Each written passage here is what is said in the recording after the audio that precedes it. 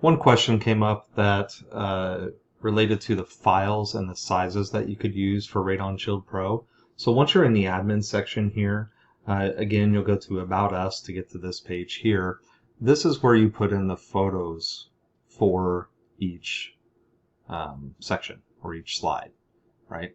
So this one here will send out to you, but if you wanted to replace it, you would just simply hit Replace, and then you would drag a document here or a picture here, or click here to browse on your computer. One important part though is this file can only be 5 megabytes or less. So if you're not familiar on how to resize photos accordingly, one program that works really well is still good old Microsoft Paint. So go ahead and search Microsoft Paint on your Windows device. Hopefully you have a Windows device, otherwise Apple probably has something similar. But once you do, you're just going to hit Open, and then you're going to open that picture, and it'll pop up in this page. And then you just go over here to Resize. Now what this is going to do, as a percentage, it's going to resize and skew.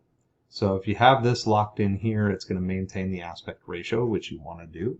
But you can look at this as this is 100%, and I do it from a percentage standpoint. Much easier than going over here to pixels and trying to figure that out. So from a percentage standpoint, if I want to make this picture smaller, then I'm going to reduce this to, say, 80. And I'm going to hit OK. And you'll see the whole picture got smaller. And that's also going to reduce the size of the file itself. So do what you have to do. You might have to go back and forth, upload it into Radon Shield Admin right here. And then what you'll do is you go over here and you'll hit refresh. You'll start a new project again. Anything works really.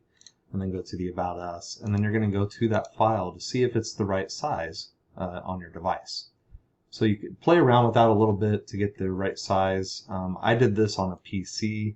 So some of my sizing, I have a lot of white space on here, but when it's on a tablet, this is about the size that fills the screen of the tablet. So it's pretty accurate on a tablet in front of the customer. So if you have any questions, again, let us know. We'd be happy to help you. Thank you.